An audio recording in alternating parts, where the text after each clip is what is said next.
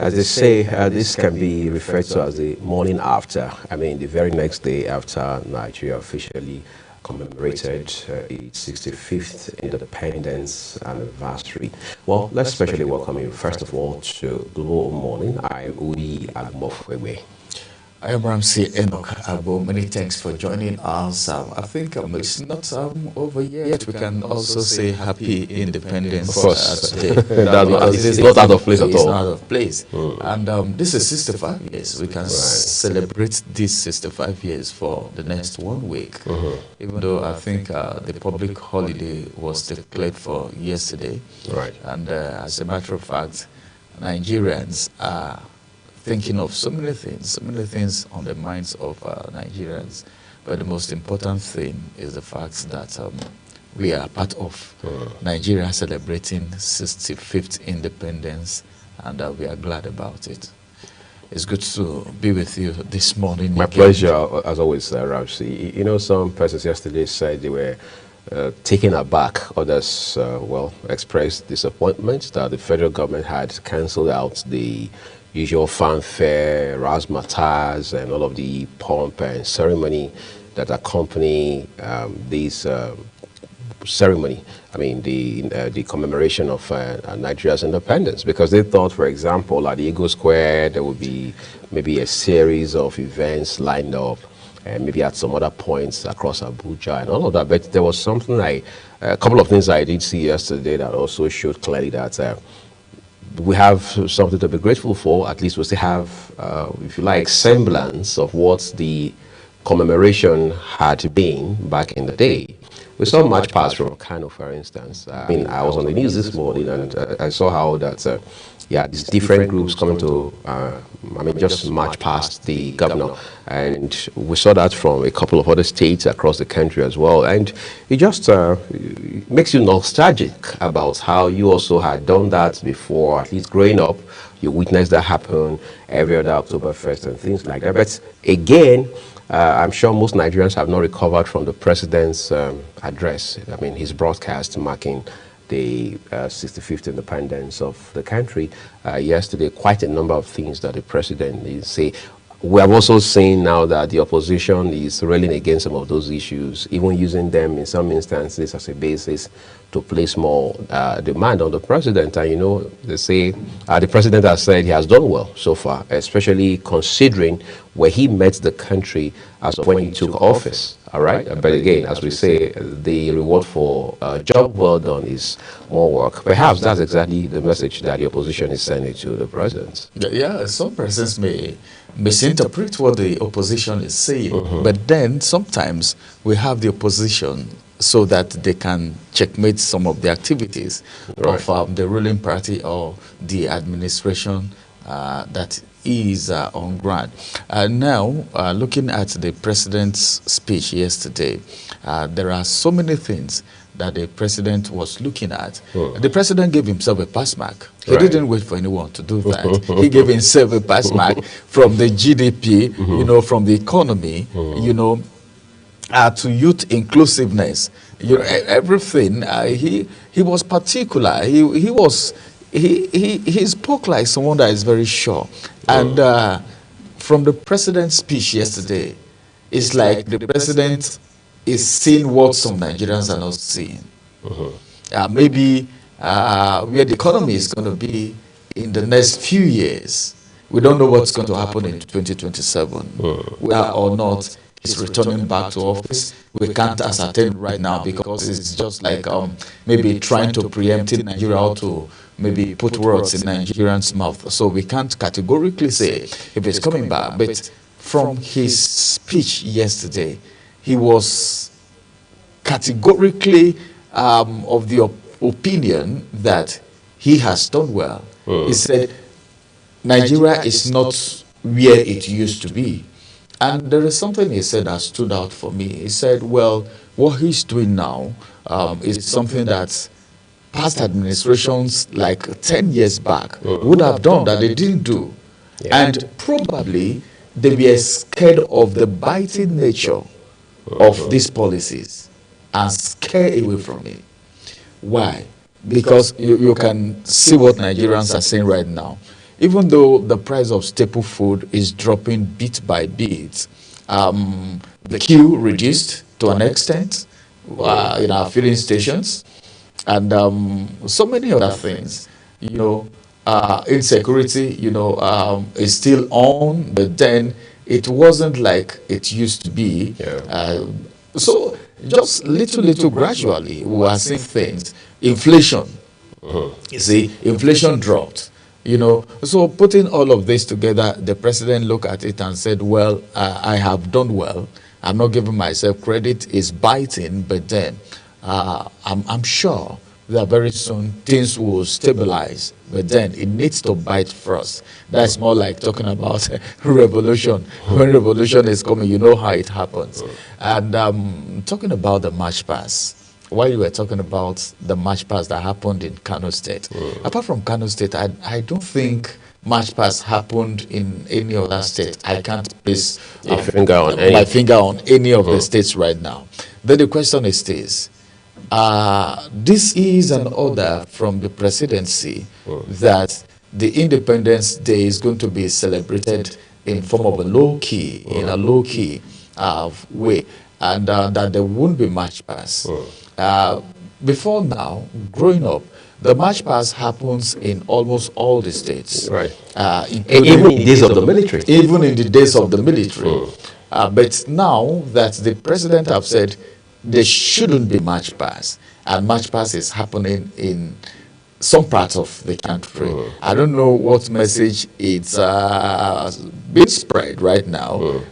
Can we say maybe the governor of Kano State, or maybe didn't go by the instruction, or that the instruction is not for all Nigerians? Yeah, I like that very brilliant point. I mean, that's a strand of the conversation you're introducing. So the question is, was that directive, if we were to use that term, right, advisedly, flat out, was it supposed to be across all the states, or was the president or the federal government clearly saying that that is the federal government itself, would not be involved in any elaborate celebration by way of commemorating our 65th independence? Because states are, subnational generally, all right, have their own latitude when it comes to these issues, all right?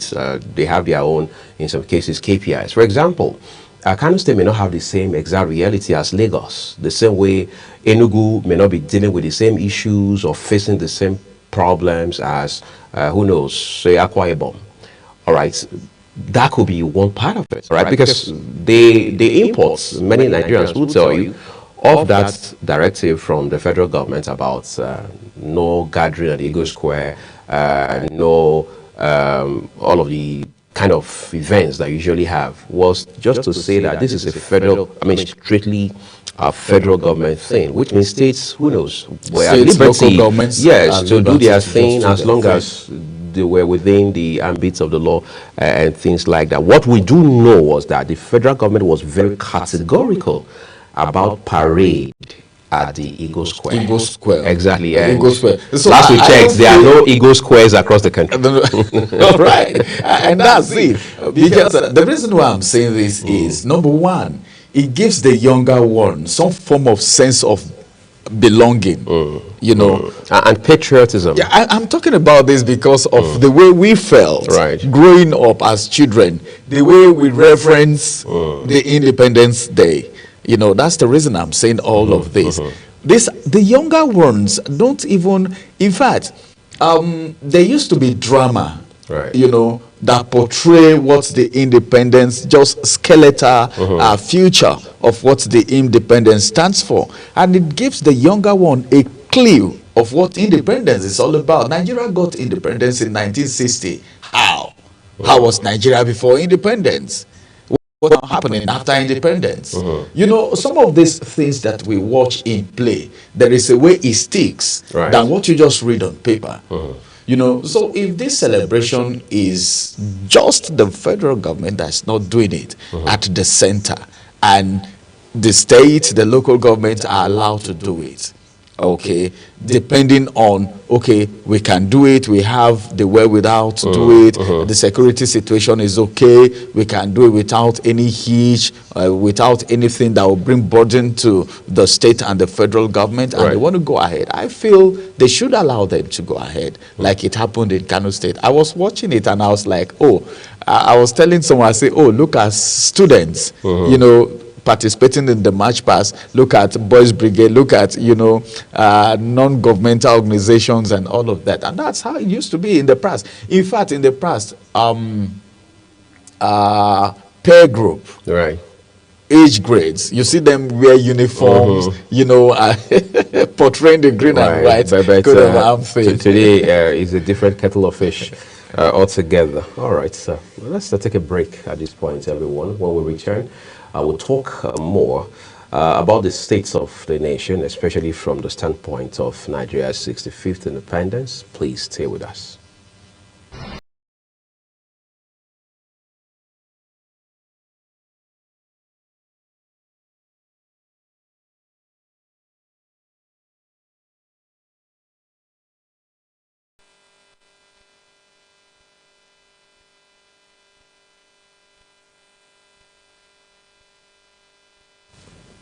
All right, so today our conversation essentially will focus on Nigeria's 65th independence, including the state of the economy as it stands today. Like Ramsey made allusion to a while ago, the president was very clear, in fact abundantly clear, about where the economy had been when he took over in 2023 as against where it is today, all thanks to the work that this administration under his leadership, he says, has done so far. For perspective, the president has said that Nigeria's tax to GDP ratio has moved from what used to be 10% to now 13%. Now, he doesn't stop there. He says by January, when the new tax laws kick in, it's going to even look far better, not just in the numbers, but realities on the ground as well. And then he said by August, just this last August 2025, Nigeria had done upwards of 20 trillion non-oil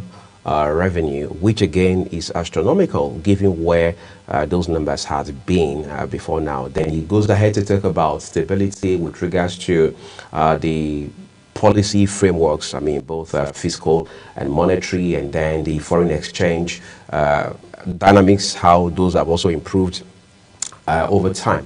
And then he talks about savings from subsidy, how the states are now getting way more by way of monthly allocation from the FARC than what they had gotten ever in the history of this, I mean, at least in the lifetime of this Fourth Republic so far.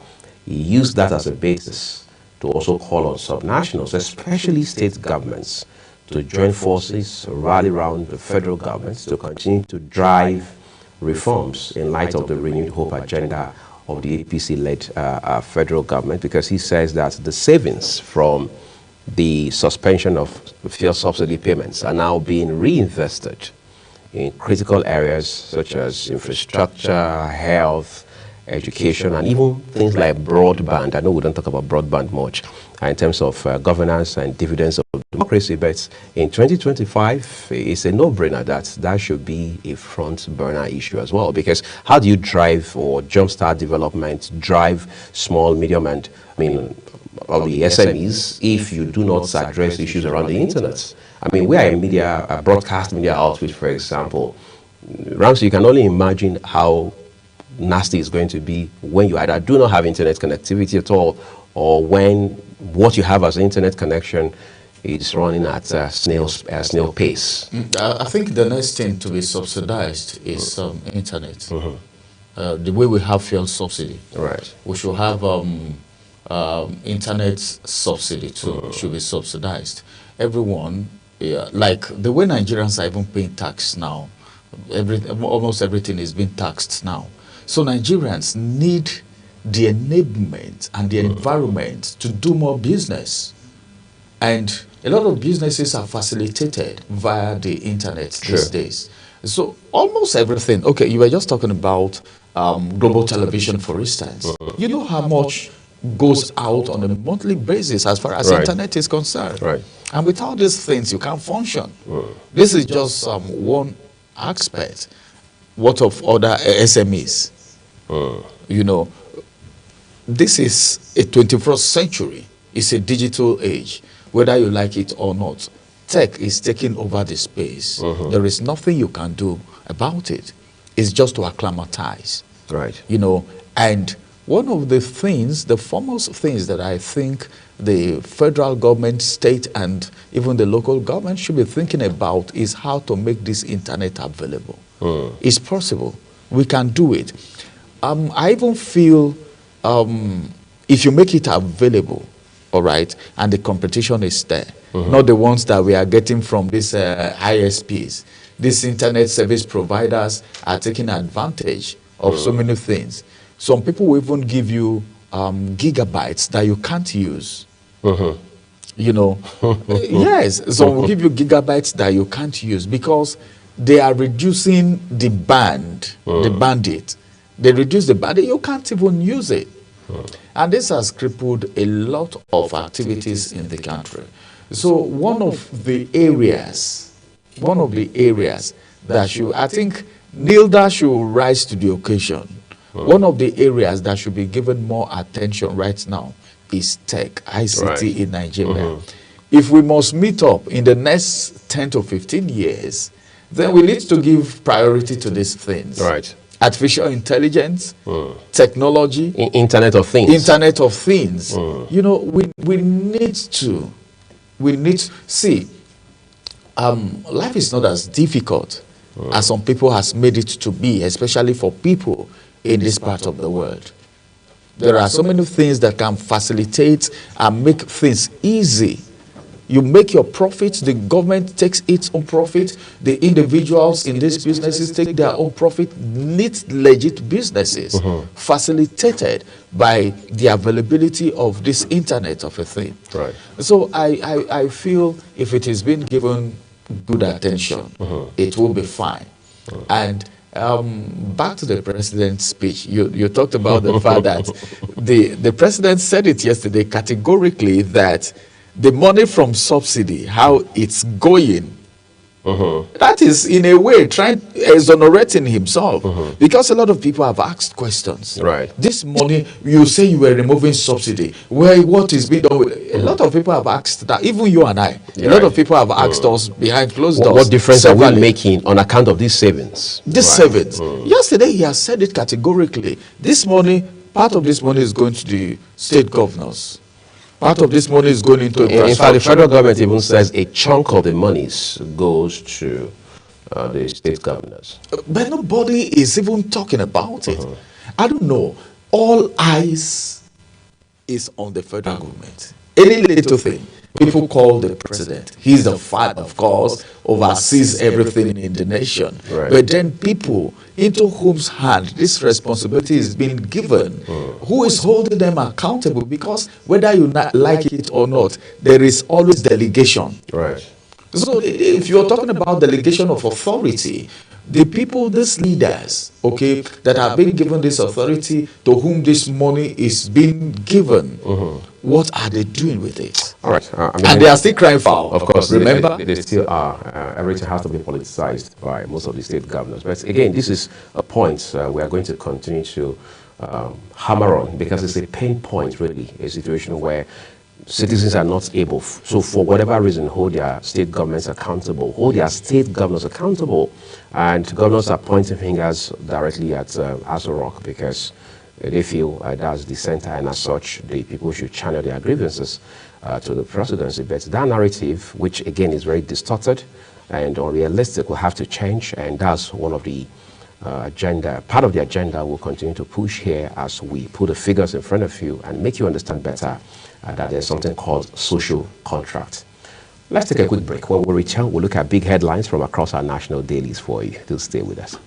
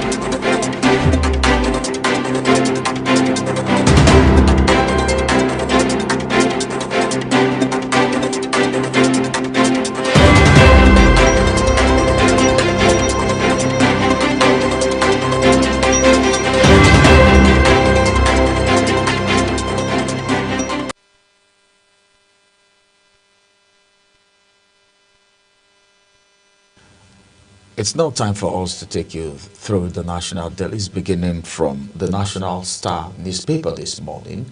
Let's see what the headlines are saying. Of course, we have some very striking stories right there.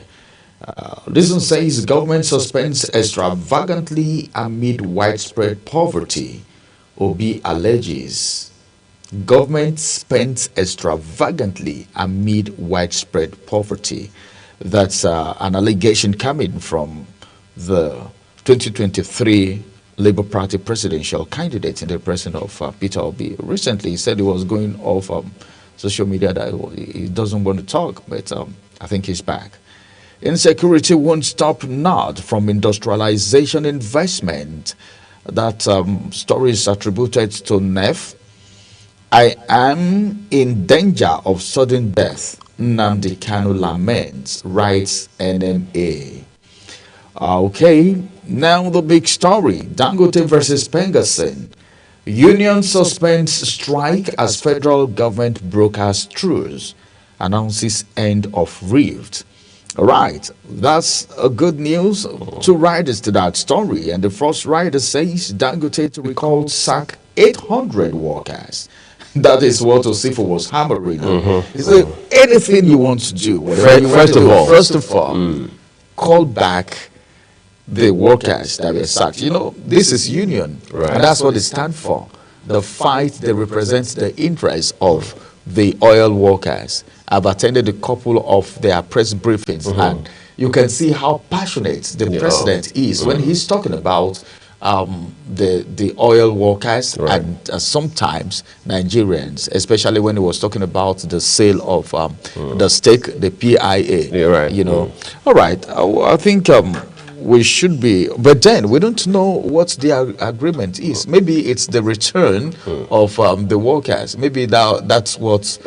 Maybe the reinstatement. I mean, we're just theorizing here, speculating and what have you. Maybe part of the truth is that first things first, reinstate those workers, 800, right, who were laid off. And then maybe other conditions will follow. But in the meantime, there's truce. Who knows? In most cases, Ramsey, from what I've seen over time, the negotiations continue. But in the meantime, both parties are urged to sheath their swords. Let's get back to status quo and then continue to put those issues on the table in the hopes that ultimately there will be closure. And of course, that's what we are looking forward to. That's what we want as Nigerians. All right, back to the papers. The second rider says unions doubt Dangote's faithful implementation of agreement. Okay, Nigeria at 65, hunger, poverty, real, forget statistics, Khan tells federal government. Nigeria at 65, hunger, poverty, real, forget statistics. All right, because we've had so much statistics. The government shut down U.S. Embassy assures Nigerians of visa passport services. Yesterday we were talking about the high cost of the international passport in Nigeria. Here you need to hold like 100,000 to get a passport, your passport, international passport, even as a Nigerian. Well, that's expensive. I don't know if it's a way to reduce the Japa syndrome, but I don't think these guys are ready to do anything to Japa. So that 100K will not stop them. Even if it requires them to take a loan or maybe sell off some personal valuables. They do it because if they want to go, they are ready to go. Right. Rivers, Fubara dissolve cabinet. Other appointments. We're expecting of course. More positions, government sites to join APC. Akpabio boast. All right, human trafficking. NAPTIP arrest 5 suspects. Rescues 24 victims at Abuja Airport. And that's the size of the headlines from the new National Star newspaper this morning. All right, thank you, Ramsey. We turn to the Daily Trust, where incidentally, we have what looks like just one headline, for obvious reasons, because there's quite a conspicuous advertorial on the front page. Insecurity is a kicker, over 180 schools shut in North. This is concerning. This is very concerning. Those details, as worrisome as they are, On pages 3, 4, and 5, insecurity over 180 school shots in North on the Daily Trust today. Ramsey will walk us through headlines from the Nation newspaper now. All right, let's quickly get to the Nation's newspaper, where we have some major headlines. Caleb projects inflations dropped to 14%. One writer to that story, and it says reforms needs sustenance. Pengasson fears collapse of deal with Dangote refinery. Well, that's a speculation. Anyango voids Damagu's suspension of Akwa Ibom PDP ESCO. All right. May there not be more crisis in People's Democratic Party. I'm just praying. Fubara Zang's ESCO ready to submit commissioners nominee list to Assembly. Details on page 3. A governor's renew pledge to speed up development in states. I won't write to that story, and it says subnational herdsmen use Independence Day to reflect on economic reforms, insecurity, and others. Here you have this one which says, Soyinka, why I accepted renaming of National Arts Theatre after me. The writer says President directs creation of fund for maintenance. You see the picture story of the President, Wallace Soyinka, and of course, the Lagos State Governor right there. Then this one says that 26 die in Kogi boat accident. How a Rise TV reporter died by neighbors. Neighbors are attesting to how she actually died. A lot of stories coming from there. Some people are speculating that it was an attack. Some people are saying it was an incident that was sparked by fear and so many things. Well, you can pick a copy of the Nation's newspaper to get the details yourself. Over to the next paper. All right, thank you, Ramsey. Let's move away from the Nation now and go to First Daily for you. Adjacent to the nameplates, federal government ends Dangote Pengasson rift after 2-day talks. It will appear that those 2 days were worth the trouble. Independence Day, Nigerians still living in fear, SDP's Adebayo. Nigeria at 65, Abuja, one of the safest cities. That's credited to a man who has now been referred to in some quarters as the landlord of Abuja, but officially we know him as the Minister of the Federal Capital Territory, Nyesom Wike. And then there's a star headline here for you with a kicker that says Nigeria at 65, Tinubu, Atiku, Kuka, Jonathan Obi clash on nation's future. Quite a number of riders, 5 of them accompanying that headline. Tinubu insists toughest days are over, vows brighter economy ahead. Atiku fires back, Nigerians reduced to refugees, beggars under APC. Kuka rebukes Tinubu. Insecurity far from over, nation in lull. Jonathan urges citizens to stay hopeful despite daunting challenges. What's more, finally, Obi, despite the APC failures, Nigeria can still be great. And then taking things further down, Osun Governor frees 36 inmates to mark independence. That's quite some magnanimity shown there by Governor Ademola Adeleke of Osun State. All right, then we have a few more headlines for you. Power supply, major milestone for Bayelsa at 29, Governor Diri. Sanwo-Olu urges Nigerians to reflect, not just celebrate at 65. That's quite an apt piece of advice there. While celebration is, an appropriate thing to do, we must also take out time to reflect. All right. U.S. Embassy assures Nigerians on visa, passport services, despite shutdown, of course.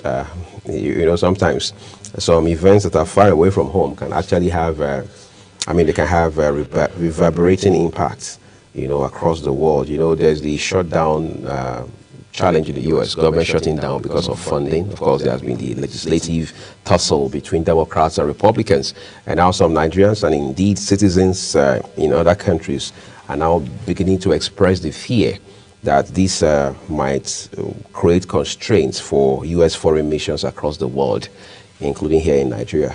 However, the U.S. Embassy in Nigeria is assuring that visa passport services will not shut down. All right. What's more, finally, on the foots of the front page of the First Daily, Fubara dissolves cabinet, thanks commissioners. Yeah, life must go on, no doubt. Read up details of all these headlines from the First Daily today as we turn things over to the Daily Monitor. All right, let's do a little monitoring on the Daily Monitor this morning as we bring you the headlines. This one says abnormal, unreasonable posting, rock fan investigation. Africa must turn trade destructions to opportunities, says AFDP president. As the African Development Bank president, Asano urges swift action on 2009 agreement, reaffirms commitment to dialogue. Fubara sacks commissioners not screened by Amewole. Okay. The big story says Nigeria has been greatly diminished under APC. And that statement is attributed to Obi. Some writers to that story. He accuses APC-led federal government of deepening poverty in Nigeria, indulging in extravagant spending. The second writer says the federal government's policy have increased the burden on ordinary Nigerians as cost of food, electricity, healthcare continues to soar.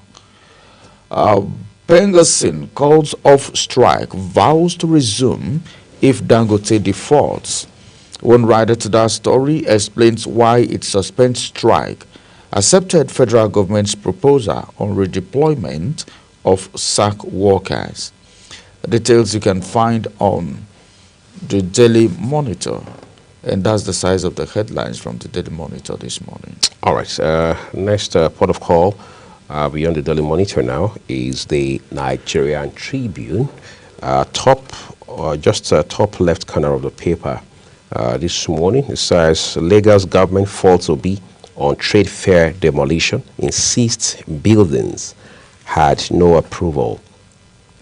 Kwara security forces attack kidnappers' hideouts. Government urges limited movement. It's getting a bit intense in that state right now on account of insecurity. We do hope things begin to simmer down. All right.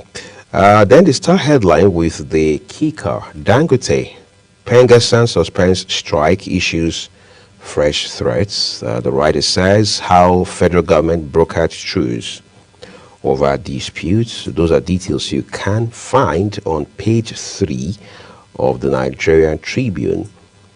On the left corner of the paper, scarcity of cooking gas hits Lagos. Vendors sell 1,600 per kilogram.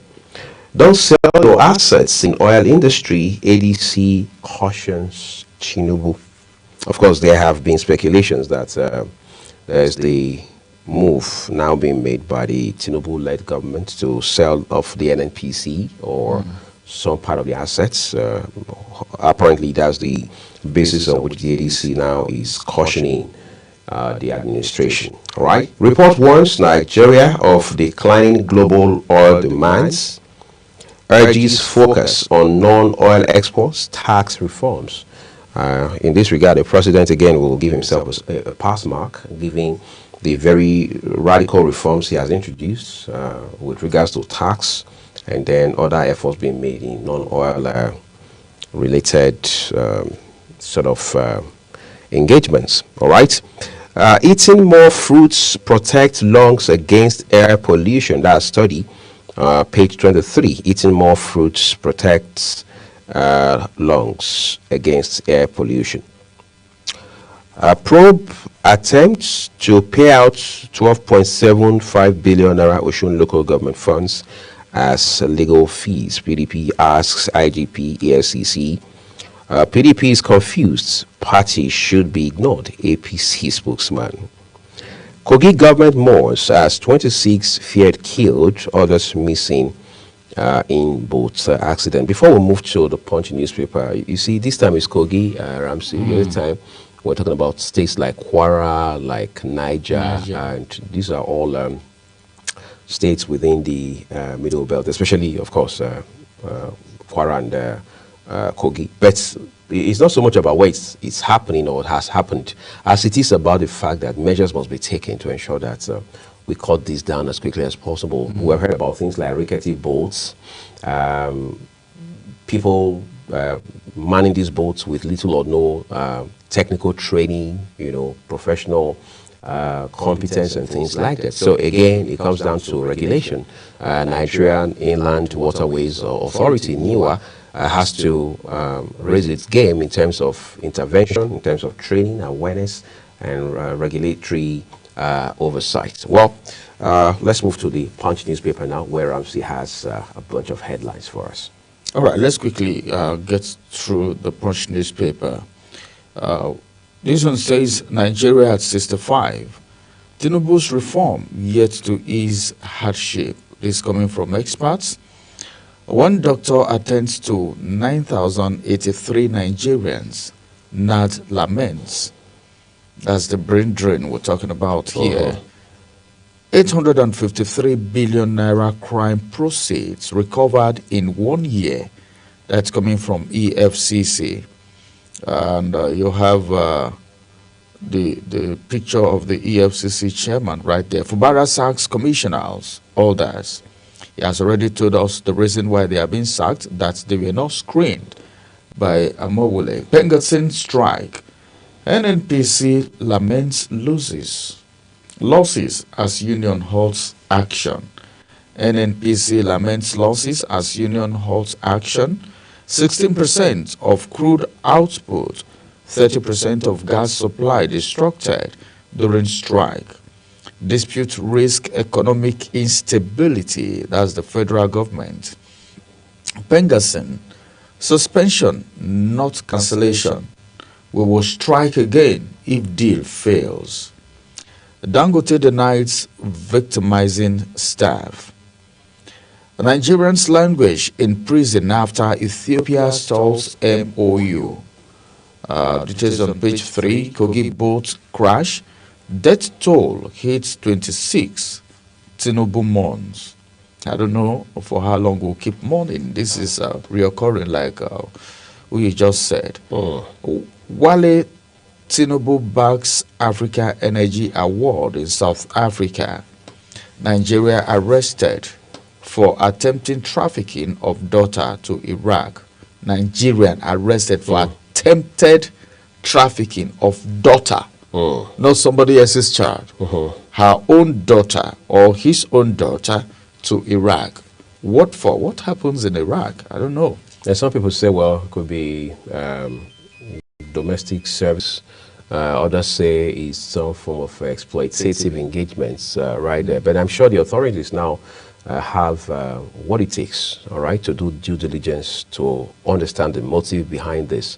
And then if there's a syndicate also that's run the show, as it were, they will be able to get to the very root of it. I think they're all syndicates. All right, Nigeria's 8-month debt service bill hits $2.86 billion. That's coming from the Central Bank of Nigeria, as it were. Okay, these are the top stories from the Punch newspaper this morning.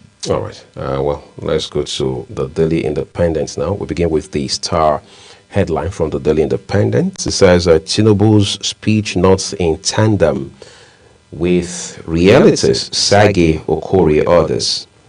All right. Then above the name masts, top right corner, Nigeria at 65. Stakeholders express disappointment over a Greek journey. Record 5.7 trillion naira liquidity surge, hands banks windfall. but lending tight. Then we have headlines, about 4 of them, on the left-hand corner of the front page of the Daily Independent today. Pengas suspends strike after federal government's intervention. ADC alerts on plunder of national wealth, rejects planned NNPC sell-off.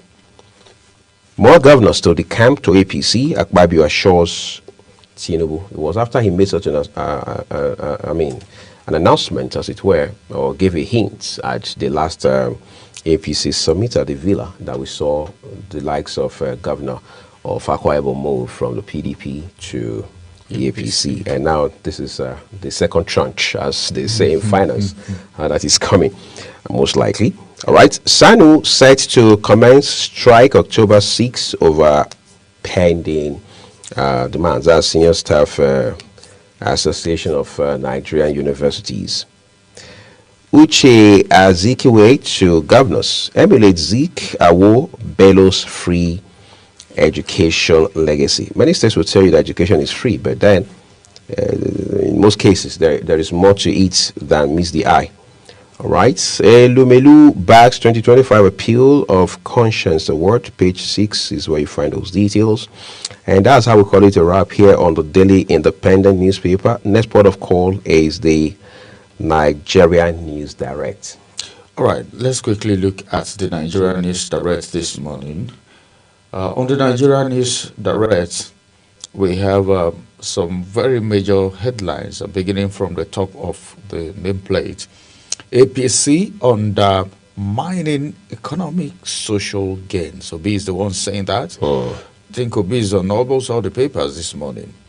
Wole Soyinka immortalized as Tinubu Commission's renovated National Theatre. Fubara Sachs commissioners cite compliance with Supreme Court judgment. And now, demolish trade fair buildings possessed no valid approval. Lagos government replies Obi. Osun local government funds PDP urges IGP to probe 12.75 billion naira payout to APC chairman, because there was an allegation that the monthly allowance was paid to an APC chieftain, Osun local government funds. All right, PDP urged IGP to probe 12.75 billion naira payout to APC chieftain. Ohaneze blast governors, Igbo leaders over Nnamdi Kanu's release, demands engagement with Tinubu. And now to the big story, which is going to be the last on the Nigerian News Direct. Pengassin suspends strike after federal government steps into Dangote refinery dispute. To riders to that story, as union warns it will resume action if deal is breached. Dangote agreed to recall sacked workers. And those are the headlines from the Nigerian News Direct this morning. Okay, so let's go to the very last paper on the program today. All right, that will be the Vanguard newspaper. Above the nameplate says stock market investors earned 1.8 trillion naira in September amid CBN reforms. Yes, you can read up those details on page 20. Tinubu not jittery about opposition presidency. Death of a Rise TV anchor. Some Tochukwu jumped from third floor. FCT police boss is the one to whom that story is credited. All right. Pengas Sand suspends strike after federal government's intervention. Nigeria at 65, opposition leaders others take Tinubu to task. You would find 5 riders accompany that headline. Then there's something more here. 2027, Amechi Obi Utomi Ezekwesili push to end courtroom democracy.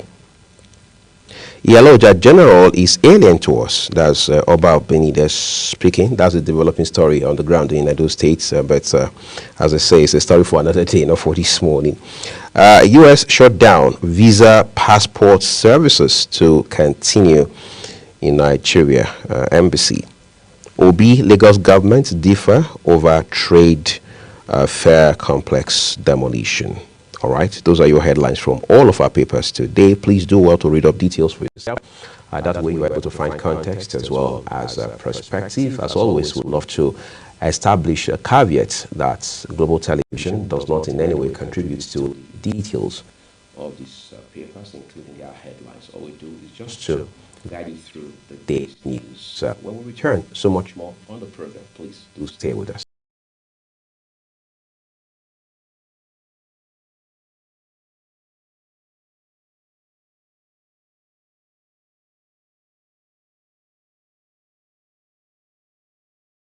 Nigeria at 65, a nation rich in culture, heritage, and resilience. From the banks of the River Niger to the hills of Jos, from the bustling streets of Lagos to the peaceful plains of Sokoto, Nigeria stands tall, united by hope, straightened by diversity. 65 years, the green and white flag rises high, a symbol of freedom, a promise of self-determination, a call to greatness. Through trials and triumphs, challenges and changes, Nigeria remains unbroken. Her people, bold, brilliant, and brave, continue to rise, innovating, creating, and shaping the future. The journey has been perfect, but it has been powerful. As we mark 65 years of independence, we remember the past, celebrate the present, and look forward to the future with hope. Together, we are stronger and united. Happy Independence, Nigeria! This message is brought to you by Global Television.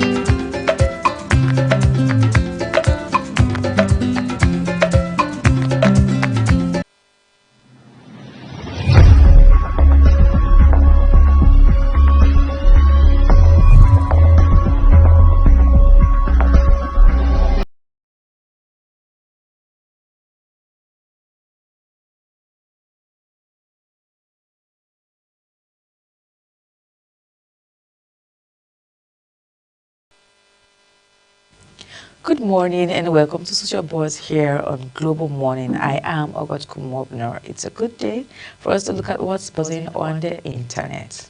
So today on Social Buzz, an ex-user has expressed dissatisfaction over Wike's administration as the FCT minister. He said, "I was briefly in Abuja this week and was so disappointed with the state of things. Refuse dumps everywhere, street lights not working, and the one that's finished me was seeing cattle grazing next to the city gates. Governor Wike's infrastructure for optics isn't how to lead." That's how he ends his comments there on X. And we are going to be taking comments from social media as regards this discussion, because it's a lot, honestly. Well, the first comment we are taking is from official Falaju Emmanuel. And Falaju says, "Abuja is currently plagued with waste management issues." If you stay in Abuja, maybe you will agree to that. He said, "This is a fact that you can't." The second comment is coming from Lincoln Official. And Lincoln says, "Sentiment aside, there is no flawless state within Nigeria. If you look for either good or bad in people, places, and situations, you will always see one." Very true. All right, the last comment for today is coming from Shine Pizzle. And Shine Pizzle says, "Shebi na Wike carried the refuse from his house, go pour for road. And those cows are actually from his farm in River State. They were just brought to Abuja as they heard the grass is greener here." Anyways, that's a funny comment, yes.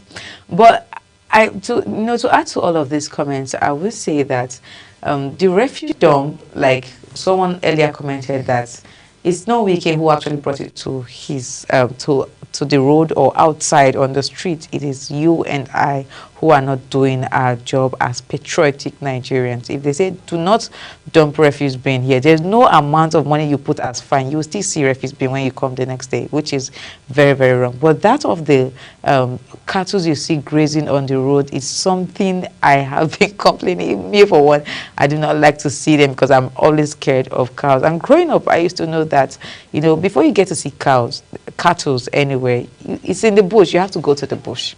Well, I'm not alone here today on this topic. I have with me Ramsey Agbo Enoch. Good morning, Ramsey. Yeah, good morning, Ugochukumobuno, the social boss, Prof. I'm calling you Prof. Thank you so much. How are you doing this morning? Yes, I'm good. So we are talking about Wike. I know we're still celebrating 65th independence, so we're talking about the FCT, which is the capital for Nigeria. And, you know, someone just complained about it and said he has not been in FCT for a long time, and only for him to come to the FCT as Wike being the minister, and he gets to see refuse dump everywhere, the roads. Okay, he didn't complain about the roads, but he was also talking about cattle grazing everywhere on the street, which is something I must tell you that you can't even dispute. That fact is a fact. So what do you say about that? Yeah, I think the person, you know, they said the part of the elephant that a blind man touches is that part that he will use to describe the size of the elephant. As it is right now, the person just came to Abuja after a very long time, and if you ask Wike now, Wike will tell you, as it has to do with road infrastructure, I am on top of my game. Very well. We attest to that. So, and he will tell you, I need to start from somewhere. But then come to talk about it. There are, if anything is bad, it is bad. And why do we have people in authority to give instructions, to make rules? Rules are made for men and not for animals. I could remember back then in River State, if you venture through a sachet or anything dead from a moving car, there are station cars, all right, that pursue you to wherever you're going. Really? Yes. Wow. They pursue, they follow you up. You know, now I don't know if it is still in place, but I remember some years back it was like that. In Lagos, I could remember, I think, I don't know, have I been a victim of that? There are places that you cannot urinate. Before you know, somebody from behind will just hold you from behind. There are places you cannot cross the road where there are pedestrian bridges. and it was fully enforced. What am I trying to say? In Abuja, well, the issue of Federal Republic of Cattle, like some people used to call it, is something that should be frowned at. It can be controlled. All right. It's a matter of regulation to say, I don't want to see these people again. If we can have people at the roadside who hijack or harass people who park by the roadside to pick passengers, we can also have people to monitor the movement of these cattle in Abuja. Then the issue of refuse dump. Number one, apart from Nigerians not being patriotic enough, even in churches, in mosques, some people will even lick tom-tom and drop. And just drop it like some that. people will eat chewing gum and put it under the desk, even inside church, inside the mosque. Some people still do it. That is fault of the society to an extent. But then, the issue of refuse. This refuse is there already. We have the management board in FCT who pack this refuse and when they come around. But then I think the authorities can do something about it and say, from today, if you are caught doing this, it was there before I came, but then I don't like it, it's an eyesore, I need to take back. Wike is doing so much. You see the fencing of parks, of junctions, he's trying his best, and he can also give instruction to these people. All the people that commented, who not trying. Wike did not bring the refuse dump from his house in Rivers, and those cattle didn't come from his farm. But then I think Nigerians see. I don't talk plenty, but then I think it is our responsibility. If you can keep your kitchen, your toilet clean at home, you should also be able to replicate the same thing when you get out of your house. If you want to know somebody who is dirty at home, you see them replicating the same thing outside, unknown to them. So we should try our best, and the authorities should put up rules, penalty for people who do things like that. Very well said. Thank you so much, Ramsey Enokabu, for your contribution to this topic. And adding to that, like you said, you say, man, we are the cause of the whole issue. Because I remember I literally kind of grew up in Abuja. I came into Abuja when I was barely 5-6 years old. So I've been in Abuja for a long time. And I must tell you that growing up in Abuja, we used to have like this iron waste bin on every, like before you walk few miles, you're already seeing a waste bin there before you walk. And I don't know how those being there, or I don't know how they cleared them out. I don't know who did that, but I know there was one time and Wike was also fighting scavengers who were picking those iron rods too that they used to cover the this, I don't know, there's manhole. This iron rod, yes, the manholes on the road. Yes, so these, like you said too, you know, man, now we are the cause of the problem. Now we bring the issue come outside. So when the government have set out rules like this, we should try to follow them if we really want to have a peaceful country, if we want to coexist properly, if we want to be happy. Then, and that of the cows, I think they should do something about it. I fear cows so much. So I understand that it all started with open grazing. Because honestly, before in Abuja, you don't get to see cows. I would say it every time. You hardly see cows. You even hardly see these Fulani men outside because they are in the bush with their cows. They are in, you know, inside deep bushes. Oh, God, Chukwu, if I tell you a story, you laugh at me because I was on a bike and those cows were on the road. Oh, God. See, the Okada man was carrying me in between this, and I was like, what? If this one using horn just push, what would you do? You know, so it's as bad as that. And sometimes they even get to block the road. Like we see them everywhere. They get to block the road, and you tell them, please, can you move? You cause traffic and all of that. They remain there. So I think this is something that the administration, Wike, you are doing very well. I really love everything he's doing. The roads and everything he's putting in place, they are very good. But then we need to call this. We need to bring out this one so he at least sees this one. Also, the issue of someone commented that the refuse people, the people who are in charge, I think AEPB, the Abuja Environmental, something like that. I think they also do not, you know, they don't reply fast like they used to. I know Thursday they always come out, Saturday they come out, but sometimes they don't even get to come out those days. So I think they also need to give them a form of, you know, arrange their head again. Tell them this is the time you're supposed to come, and someone also should monitor them. Thank you so much, Ramsey Enoch, once more. You're welcome. And that's the end of Social Buzz today on Global Morning. I am Ogot Kumobno, and Global Morning continues. So stay with us.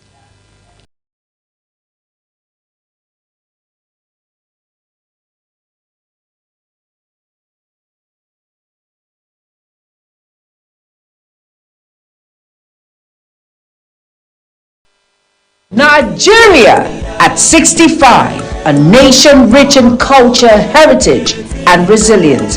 From the banks of the River Niger to the hills of Jos, from the bustling streets of Lagos to the peaceful plains of Sokoto, Nigeria stands tall, united by hope, straightened by diversity. 65 years, the green and white flag rises high, a symbol of freedom, a promise of self-determination, a call to greatness. Through trials and triumphs, challenges and changes, Nigeria remains unbroken.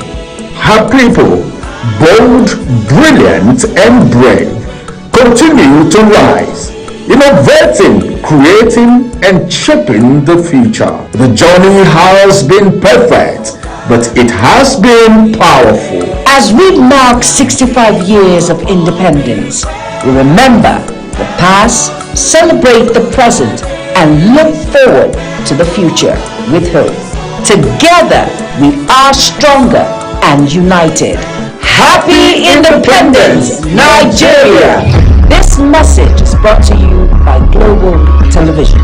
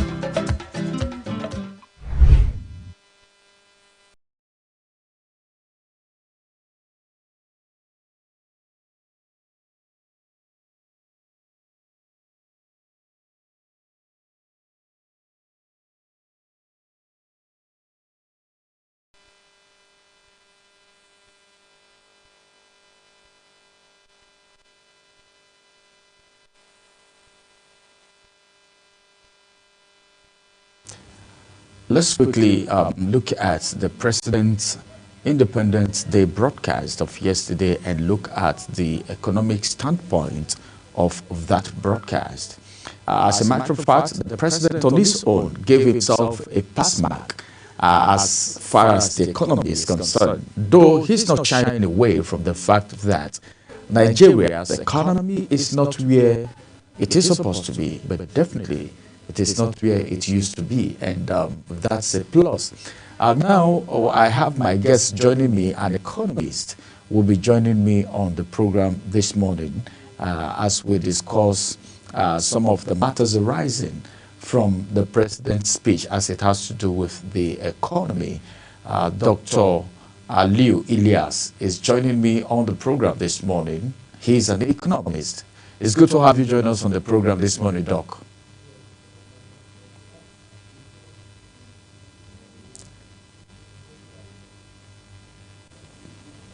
All right. Let's quickly look at some of the issues from the President's speech yesterday. How was the President's speech yesterday? Were you wowed by the President's speech, hearing it? Right. I think it's quite motivating to an extent because if you see statistics of what he said, 30% of the conversation was based on economy. And that simply means that he has acknowledged that economy is major thing for him to have 30% of his message on economy. And about 60-70% on hope. Telling you that don't worry, there will be light at the end of the tunnel. So I think because of that, maybe we should have that hope. After all, if you look at his mantra for election, he said it is renewed hope in government. So we are hoping that having seen the statistics he read out, especially macroeconomic statistics, we are hoping that going forward, we will have a reason to smile with time.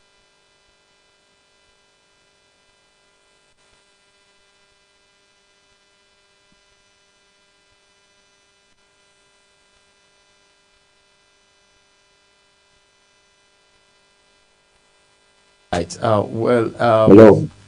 That is Doctor right there. All right, Doctor, there are some very striking statements that he made yesterday about the economy. And of course, he acknowledged that despite the fact that Nigeria is facing a lot of challenges, Nigeria has made significant progress in economic growth. Are you of the same school of thought? Yes, there is economic stability. We not actually achieve growth. Stability in the sense that if you look at our foreign reserve, we have about $42 billion.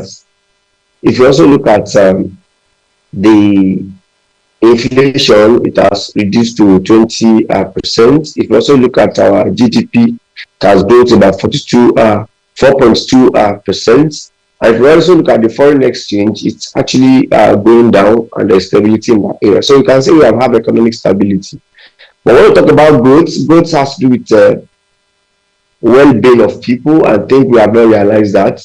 We are now at the level of, at the point of, translating it to economic growth. And to have economic growth, that simply means that the purchasing power, the disposable income of people will get better, and the livelihood will get better. It can actually reflect in day-to-day expenditure of people. These are the things that we can say we have gotten the economic growth. So for economic growth, no. Economic stability, yes.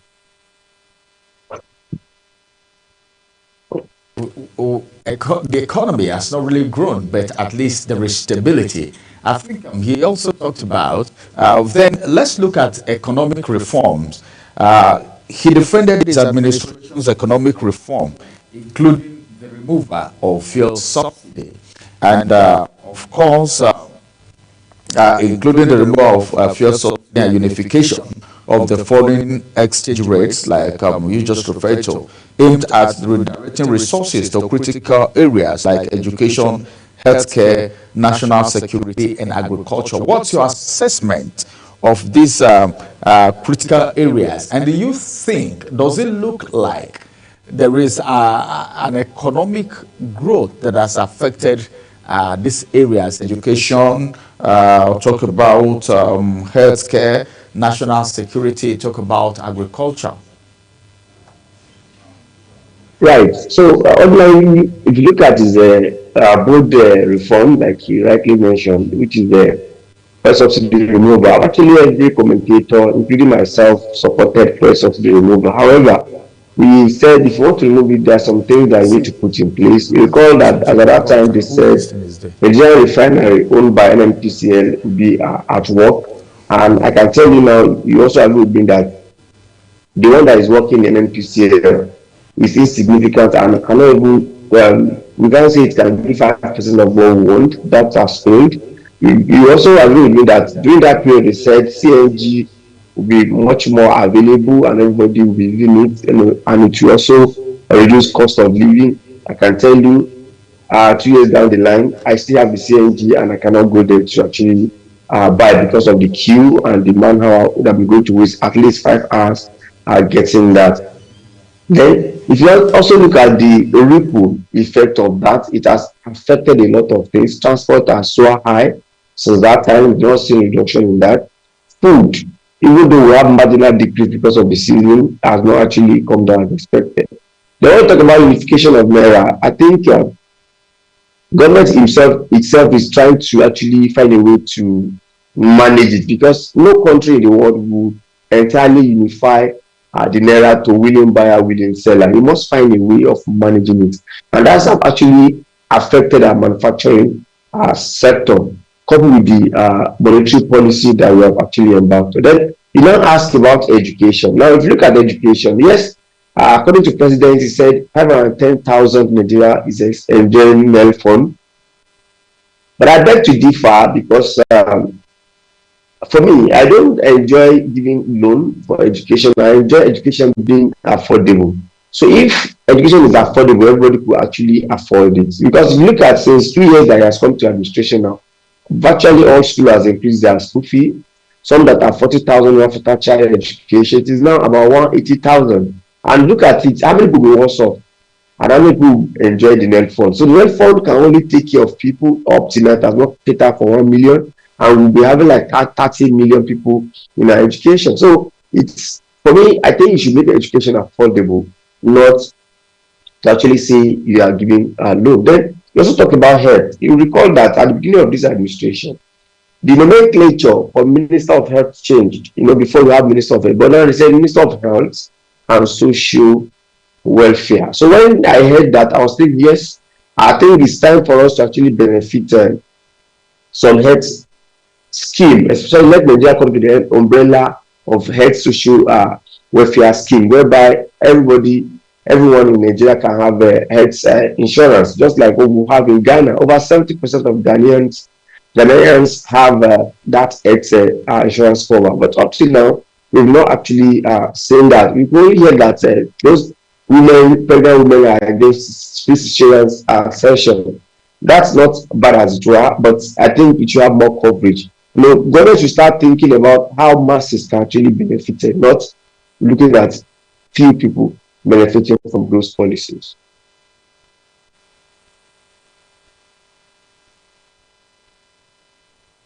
He talked about yesterday. There are so many things. The NEL fund, what is your take and perspective of NEL fund as a whole? Because the essence of NEL fund is to give loan to students, which is expected to be repaid. And of course, we've had issues in the past where loans given out, monies given out, where you can remember the anchor borrowers and all of that happened in the past administration. Now, what impact do you think this NEL fund will have on the economy, and the way it's going, how do you think it can be properly done, or you feel what's going on now with NEL fund is good enough for our economy? Right. So one of my friends get to me and said she got money during President Muhammad Buhari. According to her, they call it grants. to our surprise, they are telling her to pay back, and she cannot see in her account again. She has to use another person's account. The little she has in that account has been wiped off by the federal government and what have you. Now, you say people are getting loan. Loan simply means that they will repay. The question is that where is the job? Is government going to employ everybody that is enjoying health fund so that by the time they employ them, they can easily recoup the money? Or they are saying they will look for a job for them? Because even if you look at our job market, it is not that readily available. But for me, like I said earlier, I'm not a fan of such a policy. I believe that if you cannot give us free education as a country, why not give us affordable education? Not for you to say you want to give us a loan. Loan simply means that with time you have to pay. And when you are also giving us a loan, education is becoming much more expensive. So if you look at the Pareto analysis of it, people that are worse off more than people that are better off. Because if it is cheap, if it is affordable, people that will go are more. But if you are bringing loan, how many people will afford loan actually support? So for me, I believe with this policy, people that are worse off are going to be more than people that are better off with this main fund policy. However, every government wants to bring about poverty reduction scheme. Maybe this is Tinubu poverty reduction scheme. Perhaps every government wants to have a name tag to what they are doing. Like we have NAPEP during Obasanjo, we have wealth creation during Yar'Adua, we have UN, something investment program from Jonathan. Then Buhari also have a Empower, teach trader money, school feeding and whatever. So, but for us as an economist, those things are intervention in nature. You have to do a poverty reduction program that can actually take people away from poverty. All right.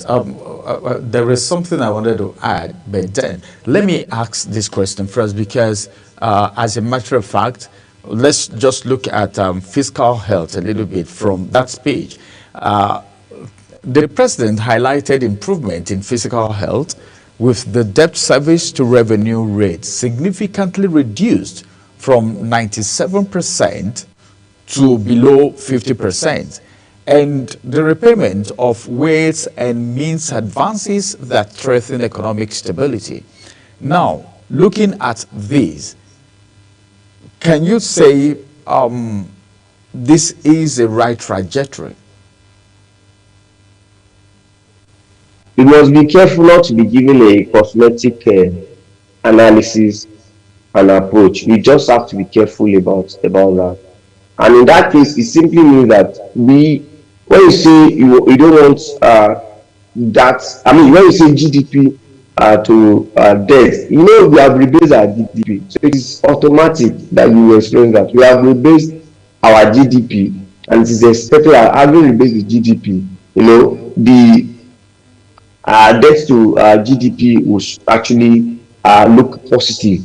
Also, even with our tax that we're also embarking on, by the time you look at tax to revenue you say yes, you are. But the thing is this: why not mention revenue to debt? When you look at revenue to debt, at almost all our revenue, at least about 90%, are being expended on debt servicing. So we have to look at revenue to debt servicing as well. So let's not be using statistics that look favorable or look positive, but we must also look at it holistically. But in a nutshell, I think they are managing the debt, which is not bad, and we don't see the usual ways and means that we normally see during Buhari administration. So that's another area of positivity to this administration. Okay. Away from that, there was one key area. I was speaking with someone and I said, the president also recognized the place of youth when it comes to economic development and boosting the economy of a nation. Like a lot of people will say that the youths are the life wire of every nation because of what they contribute. The youth belong to the working class, yes, and they in a way contribute to the growth of the economy. And the president yesterday urged young Nigerians to actually dream big innovate and contribute to the country's growth. You know, that's an all-round growth, economic growth, and all social growth and all of that. And he also announced a continued support through policies and funding, including the Nelmond initiative that we talked about for education. And the issue of policy and funding as it is right now is something that is very vital. And of course, the youths should be seen as people that, of course, can contribute to the growth of the economy. But as the case is right now, you are an economist. What percentage, all right, or how far do you think the youth of Nigeria can contribute to economic growth? And what do they need to do? How can they achieve that? We are in the world of Internet of Things, the world of tech and all of that. So how do you think the youth, because he has talked about support and of course policies, what policy and support do you think the youths need to actually contribute to economic growth and development, just like the president talked about yesterday in his speech? Right. I think ordinarily youth are the most youth populated media population compared to other sectors. So ordinarily youth are the in the forefront of pushing the economy better. When you talk about tech, you see youth, and those are the contemporary things that you have to think of. So you have to, all what we are asking for president is that why not create an infrastructure and an environment that will enable you to actually perform better and to move Nigeria better, because we are a young populated country compared to other advanced countries that they have a aged population. But by and large, to be fair to President Bola Ahmed Tinubu, I think he's doing what he can to actually make sure that youth are actually, grow. You have mentioned health fund. There's what is called youth credit card as well. I saw they're about to implement that, and also, he has declared that there will be youth confab, which we are actually waiting for. I'm sure they are at the committee level. Maybe by late this year or early next year, there will be youth confab, and that would have been the best, because youth would have used their mouth to express what they actually wanted and how they want it to be, because you don't just do things for the youth, it will not be what they actually wanted. So, but if you listen to Nigerian youth, you know what they actually in need of. And we must also acknowledge President Bola Ahmed Tinubu does not consider youth in most of his appointment. So I think he's giving room for the youth, but the youth also need to take advantage of those things. But by and large, there's unemployment. When you are employed, you can actually explore more. And I think we need to reskill too. Government need to look at reskilling, because I remember during President Muhammadu Buhari, he introduced NTeach, NTech, NAGRO, those empower, and those things actually help the youth, because most of them do not have the opportunity of getting job. But once they learn for 2 years under that NTeach, NTech, before you know, they empower and they have the CV that can say yes, they have done A, B, and C, and they can from there actually establish themselves. I think we have to start looking at that level of reskilling and make sure people are employable, because being employable is another thing that we must look at. But by and large, I think we must also review our school curriculum. Curriculum sometimes empower people right from school, that immediately you are graduate. Especially, it is expected that once you are a university graduate, you should be a creator of job, not that you be looking for job. So we must review that curriculum to enable the youth get empowered the more.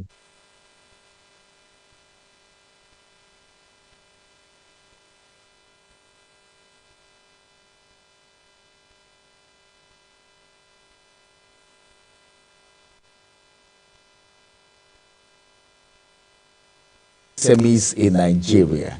Away from the president's speech now, looking at the environment that we have, how can we have a conducive environment, and what can we do as Nigerians now? Because when you talk about economic development, boosting economy and all of that, people's attention go to the federal government. Now we're talking about the issue of everyone pointing their fingers to the federal government for everything that happens in the country. Take, for instance, the subsidy, the money realized from subsidy. In his speech, he categorically said that a chunk of it goes to the governors, and now the local government autonomy is also there, and some persons are enjoying a direct funding from the federal government now. Holistically, what do you think, and how can individuals, with the help of the federal government as Nigerians, contribute to economic growth? So I think the handlers of the president should be able to also come clear to him that the local government autonomy has not actually kicked off, if you ask me. I've not seen states that, or local government rather, that say that they are actually fully enjoying the autonomy. Governors are still handling some of those affairs. And I will take you back to President Jonathan administration, whereby once they give out any money monthly, they will put it in newspaper, so that each person can, I mean, any person who is interested can know how much comes to his or her local government and actually follows it. But now you are saying that you give them money and it still pass through the states. I don't think they have that autonomy. Then we talked about MSME. Recall that MSME employ over 60% of Nigerians. And when you look at it, ideally, when you are in a small business, 5 years you're supposed to scale to medium scale. For medium scale, you're supposed to move to large scale if there is a structure that is available. But a lot of economic factors are also hindering the growth of small business in Nigeria. You recall that our interest rate is 27%. And look at 27%, adding the corridor of maybe 250 basis or so, that make it about 29 to 30% interest rate. Before banks will now add their own, you know that it's a no-no and no-go area for every small businesses. And also, if you want to also borrow money, the conditionalities that are attached to it is not what a small business person can actually afford. For instance, if you want to borrow money, they said go and bring a landed property, go and bring this, go and bring that. But if it's ordinarily, you can actually review and revisit that conditionalities, like we have proposed to federal government. Why not say that a serving core member who has a business idea can use his youth core certificate to actually use as collateral? Why not say that if you want to borrow money between 1 million to 5 million, you need your traditional ruler to sign for you? You know, make it much more flexible. But if you continue to ask for this, and like my argument also with Federal Bank of Nigeria, who said the general interest rate should be 7%, we argue that why not make it sectorial? If you want to go to agriculture, if you have a fund and the interest rate is 5%, that would have incentivized people to want to go into agriculture. If you want to say, if you want to go to manufacturing, you have to come and get it at 12%. You know, it will incentivize. Then you now look at people that are doing businesses that actually, like oil and gas, that okay, your own interest rate is 27%. So if you don't do it sectorially, you will not be encouraging people to actually do a lot of things. So that's the challenges we actually are looking at. All right. Thank you very much, Doc. Doc, I don't know. There is something that is common in Nigeria, and that is the issue of the economy under previous administration. Let's take, for instance, during the Jonathan administration, the state of the economy is quite different from that of the Buhari administration. Then the state of the economy under President Bola Ahmed Tinubu is also different. Then comparing it, all right, with 1960 after the independence, and of course now, what is your perspective and what is your analysis of these economies? And are we doing better? Because I've heard Nigerians complain from one administration to the other, oh, it was better in previous administration. But every administration will always tell us they are coming in to make things better. Is it all a matter of perspective, or it is a matter of reality? Right. So I will start from saying that we have suffered a lot of policy somersaults in Nigeria and lack of a commitment to betterment of the citizen. Now, let's quickly down from 1960. And in 1960, our mainstay of the economy was agriculture. And in that case, you could see that even we can be at par with dollars at that time, because if you look at our GDP then, it was much more higher compared to what we are having now. Then we are growing population. Population is supposed to be an advantage. Look at people like China, even like India, even America. The population are like a positive tools that they use day to day. But in Nigeria, it was not like that. So very cool that 1960 economy, before we now discover 1967 or so, before we now come to SAP.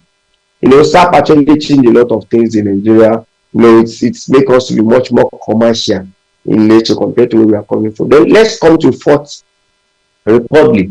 Take it or leave it. Our best president still remains Olusegun Obasanjo, because he came to change a lot of narrative, came with a lot of structuring, came with NHIS, came with a lot of institutions, EFCC, ICPC, economic, a lot of things that will galvanize the development in Nigeria. But by and large, that time also, oil was actually okay, everything was okay. But immediately he actually, and I can also tell you that he's the only one that run the economy in a form of carrying all the entity along. Because I remember there's what we call NEED, National Economic Empowerment Development Strategy. So that at federal government, and at state level it's called C. At local level it's called LEAD. So it carries everybody. Then there's development plan. Everybody was following the plan, key into his administration, whatever. So, but when he left, he gave government to President Yar'Adua. Yar'Adua believed in simplicity. In fact, Yar'Adua has to withdraw this very privatization you are talking about in oil, because you remember in oil and gas, President Jonathan Olusegun Obasanjo actually privatized and sold it to Otedola and Dangote. But when Yar'Adua came, he reversed it. And I think that's where one of our challenges now. They're moving away from Jonathan, who actually short-lived, and President Jonathan take over. Jonathan take over and actually made some effort and some what I could say. I don't know why the rationale behind, because I remember Yar'Adua at that time was dredging River Niger coming to Kogi, Benue, and part of Niger, so that light ship can actually come in. But when Jonathan came in, he actually withdraw let me not say withdraw, maybe you do not see it as priority. And by now, SAN must have come back to those places. During his time, he also make effort to remove this first subsidy, which should have been a good one for Nigeria. But this very administration and their team actually say, no, we cannot remove first subsidy because the A, B, and C. Then also during his period, they actually bring about some poverty reduction program as well, a Nigerian subsidy reinvestment program, and SureP, that brings about UA, that benefits from grants and other advantage therein. So when we talk about economy, and then if you look at the economy of Nigeria, during Jonathan, the figures were much more better, because in terms of GDP, in fact, we are the best in Africa at that time. In terms of the inflation rate, it's not as high as this. So a lot of things. So coming down to President Muhammadu Buhari. President Muhammadu Buhari actually suffered two global crises. I think economic meltdown.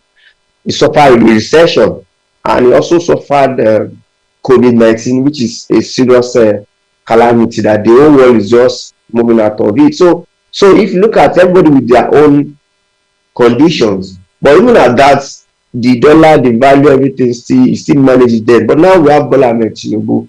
The volatility is different. And during Bola Ahmed Tinubu, I can tell you what we have never seen. We have seen it. He has done some bold reform, but some of them affect us negatively that we have never seen before, because we never go hungry the way we went in some maybe at early of 2024. So, but by and large, is coming up and getting better. But the thing is, it has also bring about a reform of tax. So these are the things that would have been done gradually, but they are pile up, and is one that is actually making it happen. But the fact is just remain that Nigeria since 1999, Nigeria economic well-being kept reducing, which is the challenge of majority of Nigerians.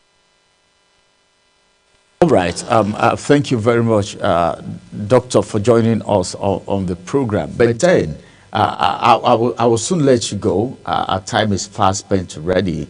I'll soon let you go. But finally, because the president is always saying there is going to be a light at the end of the tunnel, right? As it has to do with the economy, the biting situation, and all of that. Then, secondly, the issue of borrowing. Do you think that will affect the existence of the light at the end of the tunnel? Because I don't know, borrowing. We've heard of a lot of monies being approved for borrowing, and a lot has been borrowed in the past, and we're still paying, and we're borrowing and paying. But President came out and said they will not do domestic borrowing again this year. Those foreign borrowing you are seeing, I think, has been scheduled already. But by and large, borrowing is not a bad thing. What you borrow for is what is important.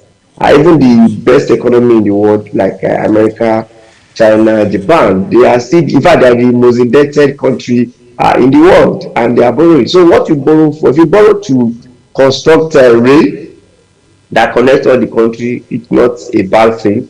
If you borrow for capital development, capital infrastructure, I think it's not bad. So I think borrowing, we just have to talk to our National Assembly to please scrutinize every borrowing and make sure that it's the borrowing that will have a positive impact on Nigeria, and now not that it should not be borrowing for consumption. Then we speak about light at the end of the tunnel. That is the hope of Nigeria, and this government is about renewing hope. So we are hoping that maybe by first quarter of 2026, we'll start to see the dividend of our sacrifice, because the president said the pain is like a surgery that you are feeling the pain, but by the time the wound got healed, perhaps you will be enjoying it. So we hope to enjoy it beginning of first quarter of 2026. Thank you very much. So, a piece of advice. You know, Nigerians so much believe in economists, because economics are like the people who are looking at what would they say next. Are they telling us, is the politician telling us the truth or not? We move to the economists to talk to us. So as it is right now, finally, before I let you go, our time is already up. I wanted to ask, what's your last word for Nigeria? But our time is already up. Many thanks for joining us on the program this morning, Doctor. Thank you for having me. Good morning, Nigeria. Thank you very much.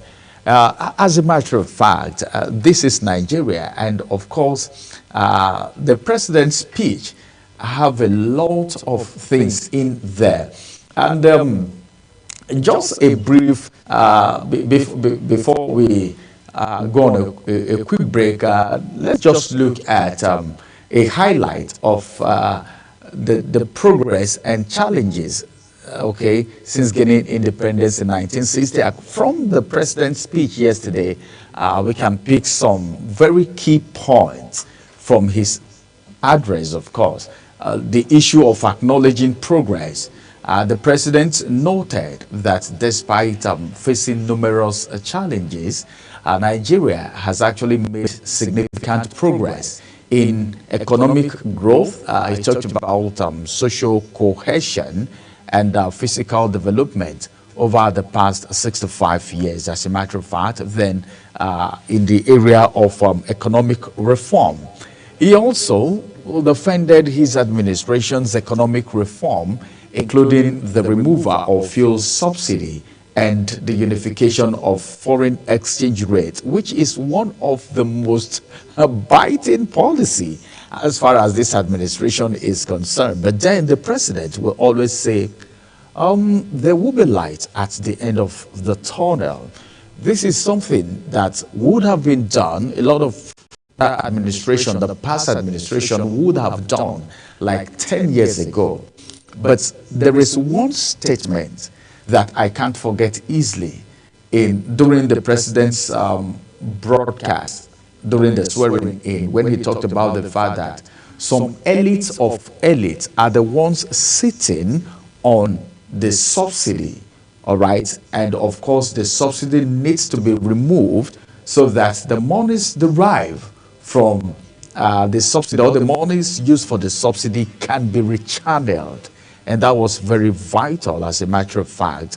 And of course, I think we are having, like my guest said, like the doctor said, there is a bit of uniformity, all right, stability. Let me use the word stability in the economy. And the significant growth is not really being seen, all right? But then there is a form of stability, especially as it has to do with the unification of the exchange rate amid redirecting resources to critical areas like education, healthcare, national security, and agriculture. He made mention of that. Then another highlight is that of the physical health. We also talked about that while we were discussing. He highlighted improvement in physical health with the debt service to revenue ratio significantly reduced from 97% here to below 50%, and the repayment of the weights and means advances that threaten economic stability. I think it's a good one. But then my guest just talked about the issue of taking loan. Not only Nigeria, other countries of the world are also taking loans too. Like he rightly said, he made mention of some countries of the world that are in debt and they are still taking loans. So it depends on what this money is being used for. All right, taking off loan is not that bad. But are we embarking on capital projects, human capacity projects, developmental projects, and all of that? That is basic. Then another highlight from the president's speech yesterday about national security, where he emphasized that effort is in place to enhance national security, citing successes in combating terrorism, banditry, and other violent crimes, particularly in the Northeast region against Boko Haram, IPOB, ESN, terror, and all of that. And like we and I were talking about it this morning and even yesterday, one of the key areas that appeals to me so much, I don't know, maybe because I'm a youth or something, is the area of promising that Nigerian youths will get the support and enabling policies, enabling environment to thrive, all right? And one thing that the president told Nigerians yesterday is dream big. It's in America that we hear things like that. Dream big, I have a dream. You could remember all of that. The president actually talked about that yesterday, where he was encouraging and urging young Nigerians to dream big, innovate. You know, you need to be innovative and creative in this 21st century, in this world of Internet of Things, to be really relevant to yourself and to your country. And it's so good that the president is recognizing that, and you heard what my guest said about it. And that's the only way Nigerians can contribute to economic growth, like we're talking about it right here. Well, let's go on a quick break. After this break, we'll return and Global Morning continues.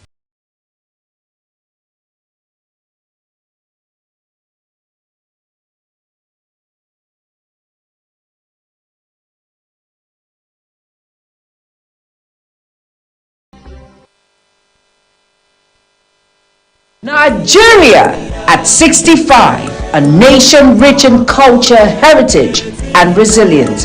From the banks of the River Niger to the hills of Jos, from the bustling streets of Lagos to the peaceful plains of Sokoto, Nigeria stands tall, united by hope, straightened by diversity. 65 years, the green and white flag rises high. a symbol of freedom, a promise of self-determination, a call to greatness. Through trials and triumphs, challenges and changes, Nigeria remains unbroken. Her people, bold, brilliant, and brave, continue to rise, innovating, creating, and shaping the future. The journey has been perfect, but it has been powerful. As we mark 65 years of independence, we remember the past, celebrate the present, and look forward to the future with hope. Together, we are stronger and united. Happy Independence, Nigeria! This message is brought to you by Global Television.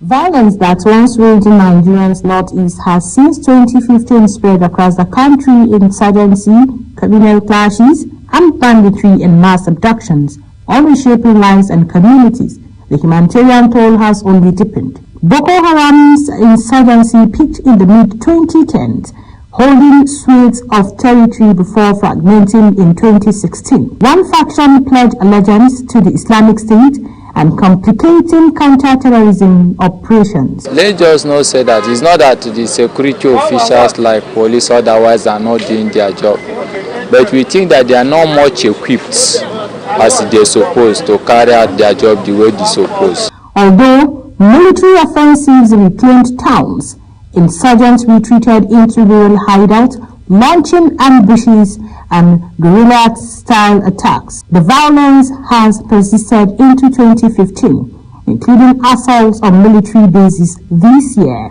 From 2017, northwest states like Zamfara, Kaduna, and Sokoto faced a new threat. Armed banditry and kidnapping for ransom, markets collapsed, farms were abandoned, and vigilante groups emerged as communities scrambled for protection. Federal government should just try to just improve the manpower of the security. When they improve the manpower of the security, everything will be okay. Kidnapping for ransom became both a criminal enterprise and a national security nightmare, disrupting education, commerce, and daily life. In central Nigeria, farmer-herder conflict over land and water spiraled into a cycle of violence, followed by ethnic tensions, small arms proliferation, and weak state presence. By late 2024, United Nations reports estimated over 2.3 million internally displaced persons across Nigeria. Many face repeated displacement, food insecurity, and overstretched services. I would say the cost of living then, yes, as of 10 years ago, people were crying, oh, cost of this is this, cost of this is this. But then coming now to 2025, the things we were crying for then, we are still crying for it now. It's way worse.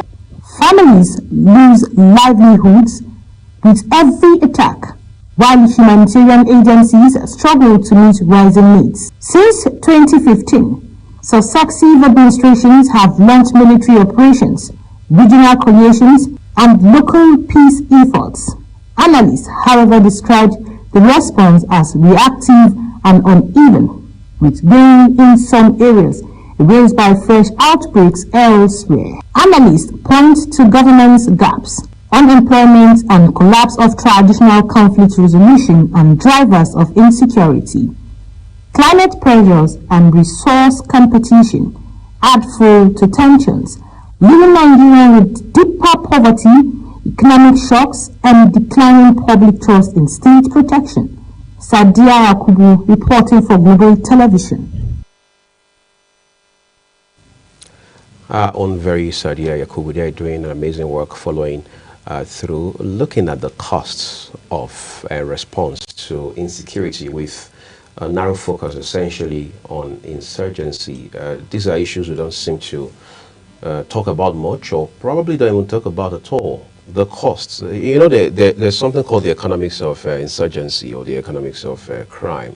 Right? When you see people taking arms against the states in the name of insurgency, banditry, kidnapping, armed robbery, assassination, and what my late grandmother used to call hired killers and things like that. But these are all crimes, even though in different shades and stripes and all of that.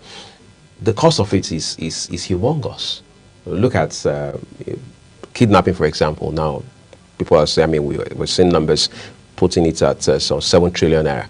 And somebody sarcastically said it's a subsector of the crime industry. That's a shame. That's an embarrassment. It's a slap on the face of the country.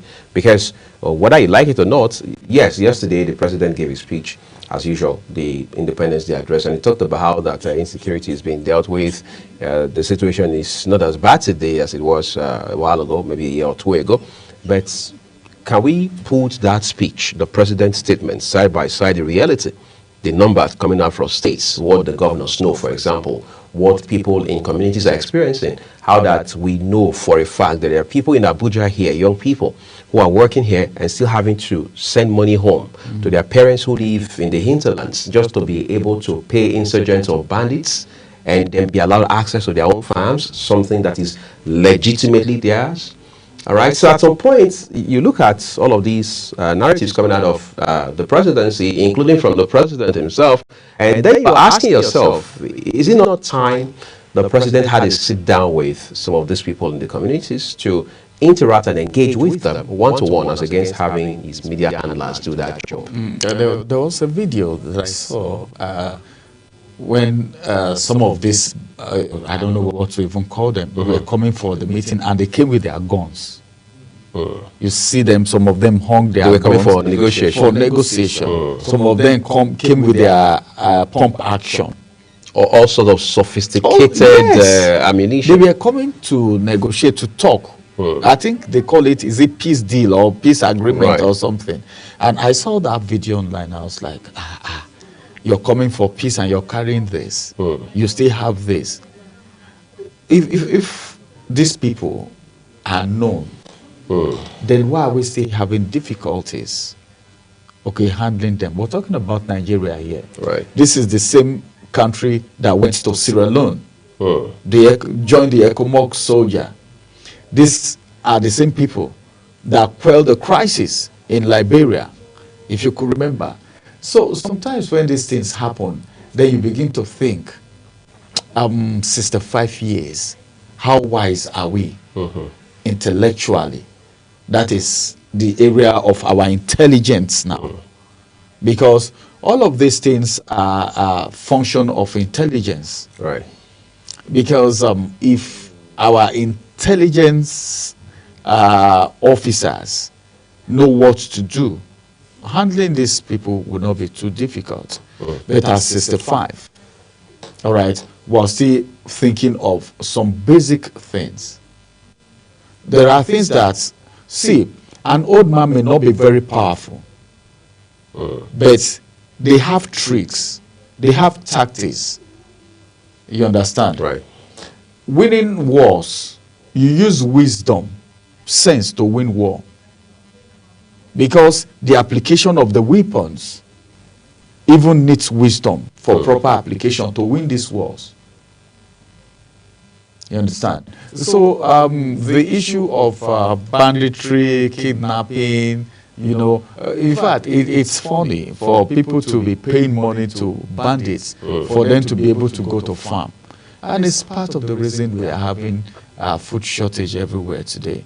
No matter how much we import, I'll tell you the truth, it cannot be compared to what we have in-house with the fertile soil that we have. It cannot be compared to what we produce internally. What we produce internally can sustain us more than what we import into the country. Well, I think even the lay people in the fields of agriculture or agricultural economics will agree squarely with Ramsey on this front, because no matter how much you try to import, in the final analysis, nothing compares to the volume of what you produce locally, whether it's in agriculture or other critical sectors. But the conversation around this security is quite a complex one to have, Ramsey. In the days of late former President Muhammadu Buhari, there was the hue and cry around how that there needed to be a change of guard regarding the security, the defense chiefs, the service chiefs as they are known, All right, that drags for months. At some point, the former president, as he then was, of course, had to let them go. Even though, of course, a handful of them became ambassadors almost immediately. But at least there was change of guard. But the question is, how much of difference did that decision, did that action make for the better in terms of the fight against insecurity of any kind in this country? Now, fast forward to 2023, President Bola Tinubu comes on board, 2+ years down the line. We're having the same exact conversation. Of course, the president says we are winning, we are doing better today than we had done previously, and all of that. But how do you have that kind of conversation in a system where even the top hierarchy in the military and defense space are telling you that we need to have a combination of kinetic and non-kinetic, if you like, method or approach to fighting insecurity? We're seeing the military do quite a number of things that are non-kinetic, to use their own term.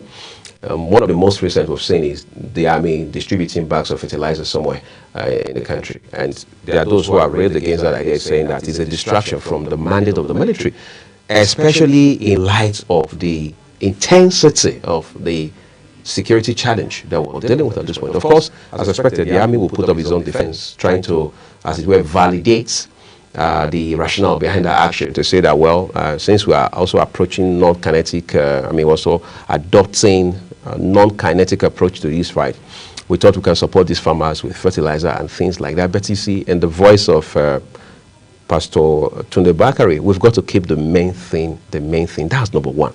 Number two is even the military itself has said time and again that there are fifth columnists within its fold. There are those who compromise. There are saboteurs within the military, within the defense system. Who has the responsibility of identifying these people? Have they ever been identified at all?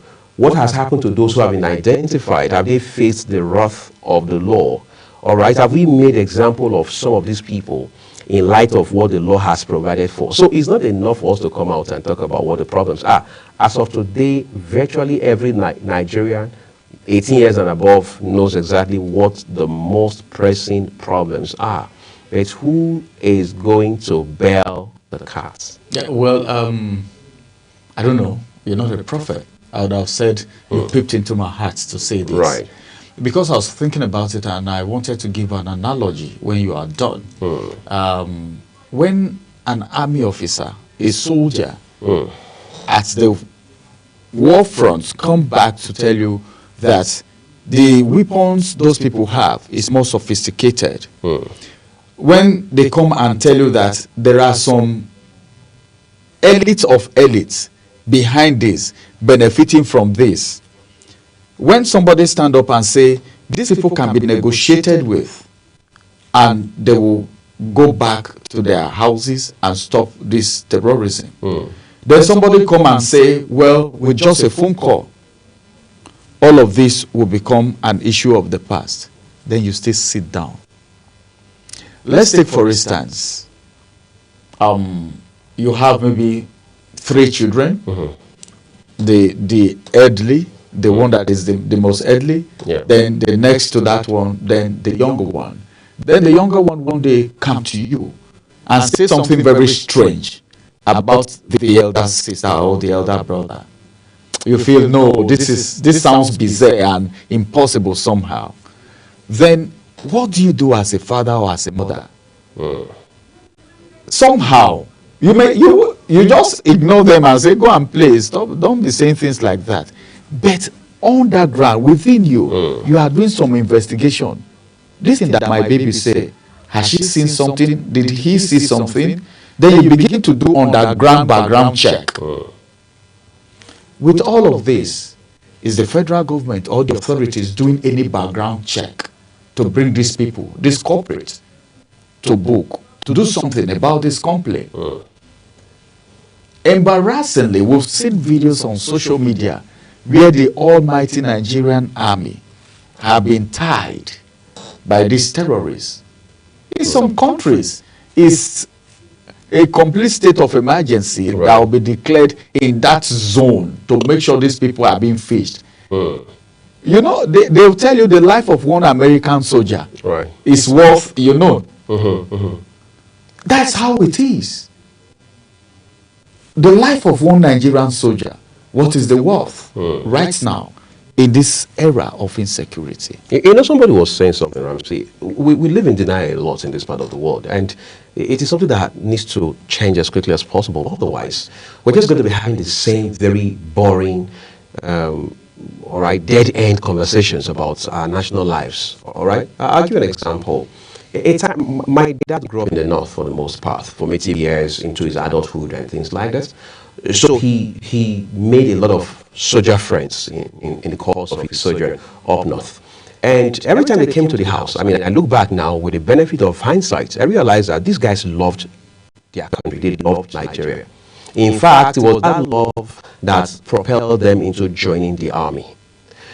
And then fast forward to this day and age, and you ask yourself, in the last 10 years, what is the ratio of those who have joined the army from a place of patriotism, organic patriotism, not unemployment, love, exactly, love for country, as against, like you said, unemployment, the fact that there are no jobs. So my last resort is join the police, join the army, join the Air Force, join the Navy, join the NSCDC, join this or join that.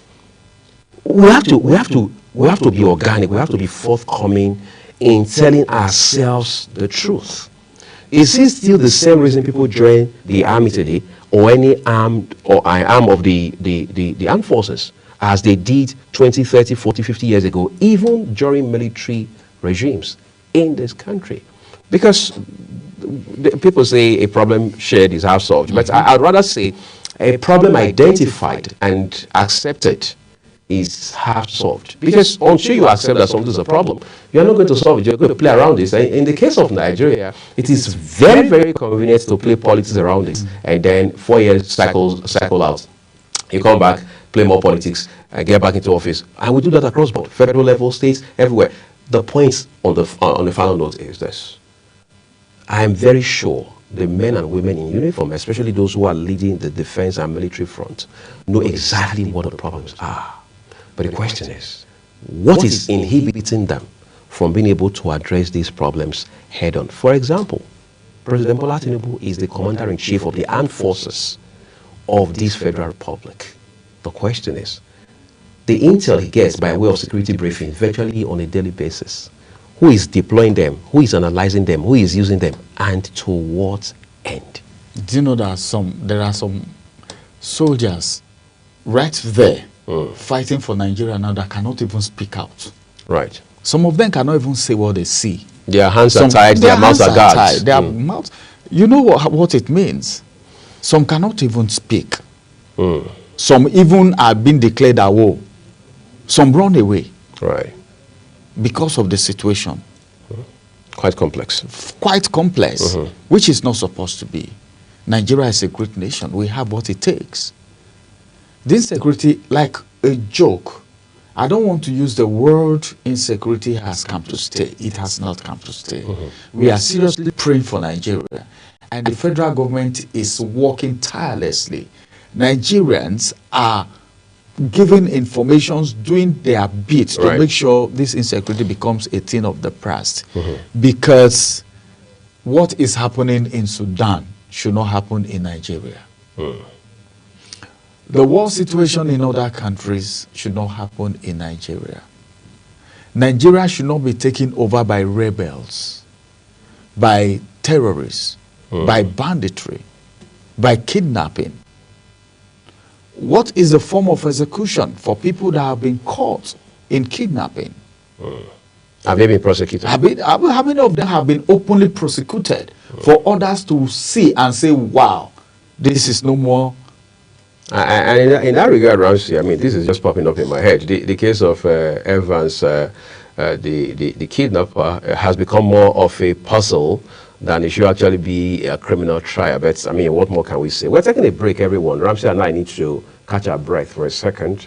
Maybe, as they say in Pidgin parlance, just drink water and drop cup. All right, the last lap of the program will come shortly. Do stay with us.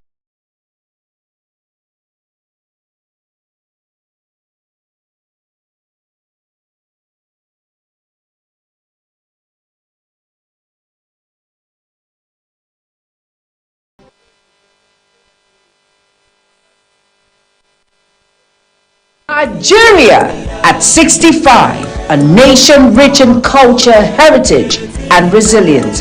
From the banks of the River Niger to the hills of Jos, from the bustling streets of Lagos to the peaceful plains of Sokoto, Nigeria stands tall, united by hope, straightened by diversity. 65 years, the green and white flag rises high, a symbol of freedom, a promise of self-determination, a call to greatness. Through trials and triumphs, challenges and changes, Nigeria remains unbroken. Her people, bold, brilliant, and brave, continue to rise, innovating, creating, and shaping the future. The journey has been perfect, but it has been powerful. As we mark 65 years of independence, we remember the past, celebrate the present, and look forward to the future with hope. Together, we are stronger and united. Happy Independence, Nigeria! This message is brought to you by Global Television.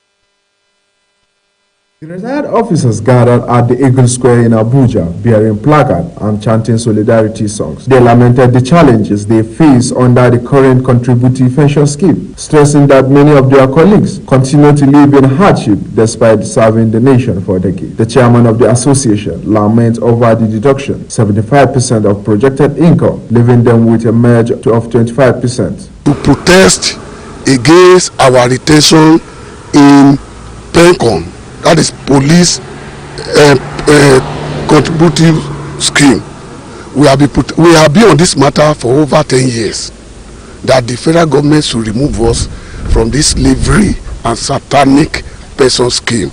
When we retire, they said the whole money that is accruing to me, they will only give me 25%, while they go away with 75%. While lamenting reasons for the demand to be removed from the pension scheme, they argued that their welfare and dignity should be guaranteed after years of meritorious service. The reason why is PENCOM are not paying us what we deserve.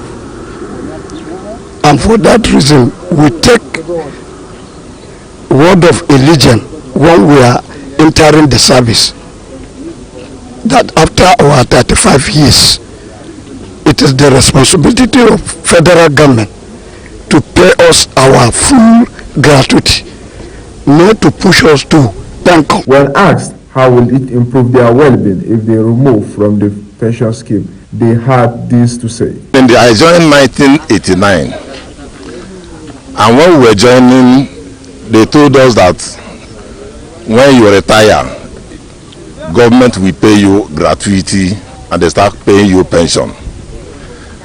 And by the Nigerian law, even the revised Pension Act of 2004 says that if you retire, your gratuity is 300% of your last salary will be paid to you as gratuity.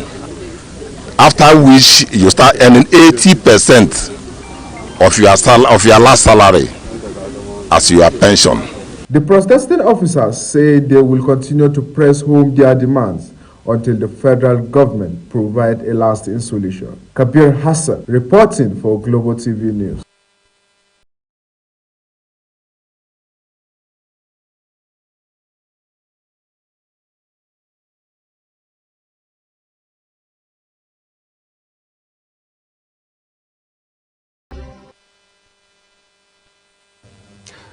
Those were people who had served Nigeria for decades, and today their story is one that is pathetic and leaves young people at a fork road. So that means that it leaves them at at a point where they're asking themselves, is it worth serving the country, or should we take a different route altogether? But of course, they say you don't judge a book by the cover, but the question is, how many more pages of the book do you have to read before you make your judgment? I mean, Ramsey, you and I have followed the independence, 65th independence anniversary commemoration since yesterday. This is one of the highlights from it. Well, some people will say these gentlemen, I mean, they all picked a strategic day such as October 1st to put the word out about their plight and things like that. I mean, the approach or the day they chose is not as important as the plights that these people are up against right now. I think what's popping in my heart right now is how much, what should be the level of our patriotism as Nigerians at 65. Take cognizance on these issues. These are people that have served. Some of these people were there, okay? Some of them, we've had people that are older than Nigeria's independence. We have people that have been in service, that have served this country, that even passed, you know, during verification. Well, we can't finish talking about the issue of Nigeria at once, but then Nigeria is a great nation. Happy independence to Nigerians at 65. Thank you, Ramsey. Happy independence to you too. And of course, our viewers who have been joining us here every other day, we say happy independence to you as well. This is what we're living. It's a quick reminder, as always, that the views of our guests on all of our programs, including here on Global Morning, are their opinions. I am Uyi Agmofwebe. I am Ramsey Enoch Agbo. Thank you for joining us on Global Morning today. Bye-bye for now.